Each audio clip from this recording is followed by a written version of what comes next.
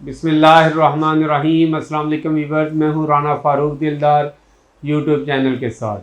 जिन लोगों ने अभी तक मेरा चैनल सब्सक्राइब नहीं किया उनसे दरख्वास्त है कि वो मेरा चैनल सब्सक्राइब करें, साथ में बेल आइकॉन का बटन प्रेस करना मत भूलें।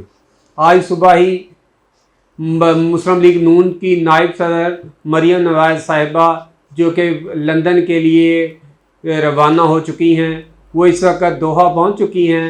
तो इसके बाद उनकी अगली मंजिल लंदन है, जहां वो मियां नवाज शरीफ अपने वालिद मोहतरम और अपने दोनों भाई हसन और हुसैन के साथ मुलाकात करेंगी। इससे पहले जो कि मरियम नवाज साहिबा को एवन फील्ड फ्लैट्स हैं, उनमें उनको एक सज़ा हुई जिसमें उनको 7 साल कैद सज़ा हुई, जिस पर वो ज़मानत पर थी हाई कोर्ट की तरफ से, क्योंकि उन्होंने एक दरख्वास्त दायर की हुई थी इस्लामाबाद हाई कोर्ट में।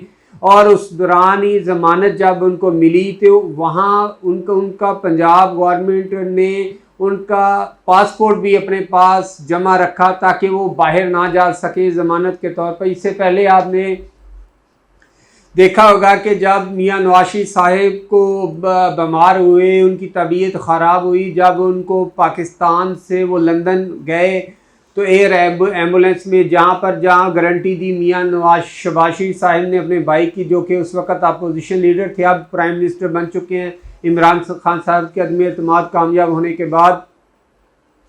तो उसके बाद मरियम नवाज साहिबा का पासपोर्ट जो है वो हुकूमत की तहवील में था। वो हाई कोर्ट का फैसला था कि वो जब तक उनको अदालत नहीं कहती तो मरियम नवाज साहिबा को पासपोर्ट नहीं दिया जाएगा।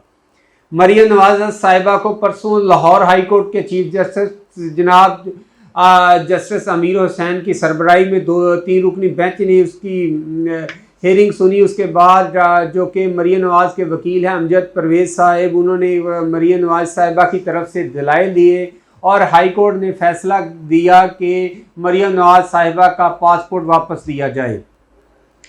तो इससे पहले जो कि इस्लामाबाद का फैसला भी आ चुका है, अब मरियम नवाज साहिबा के ऊपर किसी किस्म का कोई केस नहीं था, क्योंकि उनकी सज़ा को कलअदम करार दे दिया गया, वो बरी हो चुकी थी। अब उनको अगली सिर्फ उनके एक स्टेप दूर थी लंदन से, वो उनका पासपोर्ट भी मिल गया। पाकिस्तान के अंदर सज़ाएँ भी 1 मिनट में होती हैं तो बरी भी 1 मिनट में किया जाता है। इससे पहले इन्हीं अदालतों ने मरियम नवाज साहिबा और उनके वालिद को सज़ाएँ दी, जिसके बाद मरियम नवाज साहिबा ने ये धुआंधार कैंपेन चलाई, वो जब से किए, लोगों को मोटिवेट किया, अपनी पार्टी में जान डाली, अपनी पार्टी को इसमें कोई नो डाउट के वो उन्होंने अपनी पार्टी के अंदर जान डाली। मियां नवाज शरीफ की तरह जब वो अपनी पार्टी को मुतहर्रिक करने में कामयाब हुई, आप सबके सामने के जब उन्होंने नैब के दफ्तर में वो गई, नैब में उनकी पेशी थी, तो ज़्यादा चांसेस थे कि उनको वहाँ गिरफ्तार कर लिया जाएगा। लेकिन उस वक़्त लोगों की इतनी बड़ी तादाद उनके साथ थी कि नैब के गेट के ऊपर जाकर मरियम नवाज साहिबा की उस दिन की डेट को नैब ने कैंसिल किया। लेकिन इसी चीज़ को मरियम नवाज ने स्ट्रेट फॉरवर्ड चीज़ें आकर सामने फ्रंट फुट पे खेला। फ्रंट फुट में खेल कर इस्टेब्लिशमेंट को भी, हमारी अदलिया को भी चैलेंज किया, दूसरे अदारों को भी चैलेंज किया।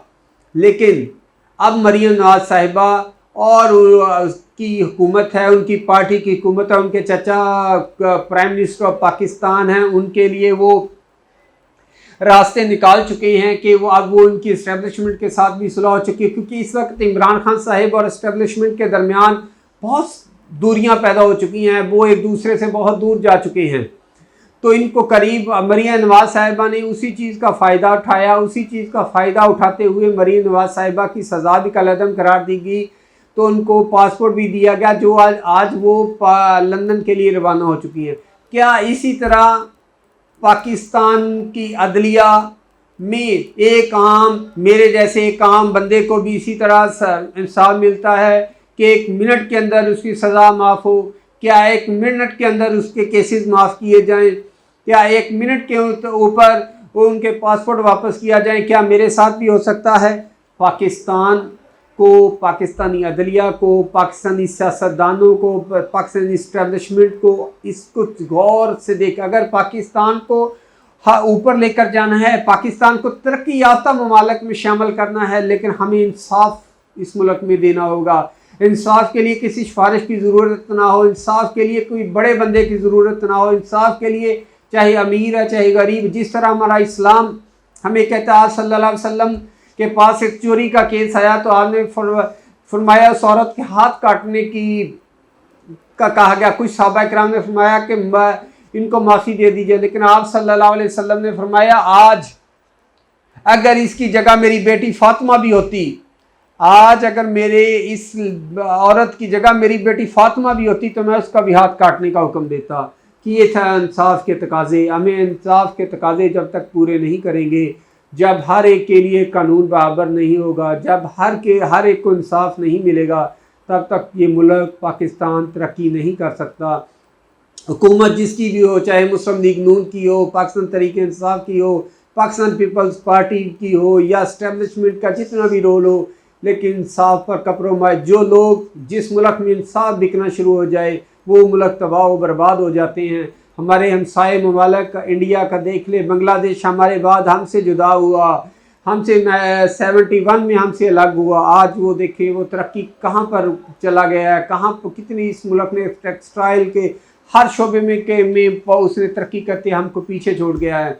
इससे आप अंदाज़ा लगा सकते हैं कि हमारे मुल्क के अंदर इंसाफ के तकाजे कहाँ तक पूरे किए जा रहे हैं। मरीम नवाज़ साहिबा जो कि अब वालिद साहब के पास अपने मियां नवाज शरीफ साहब के पहुँच चुकी होंगी 2-4 घंटों के अंदर, और ये भी इतलात आ रही है कि मियां नवाज शरीफ के साथ ही वो पाकिस्तान तशरीफ़ लाएंगी, क्योंकि मियां नवाज शरीफ की सज़ा के ख़िलाफ़ भी इस्लामाबाद हाई कोर्ट में एक अपील दायर की जा रही है, जिसमें उनकी सज़ा को कलअदम करार देने का कहा जाएगा।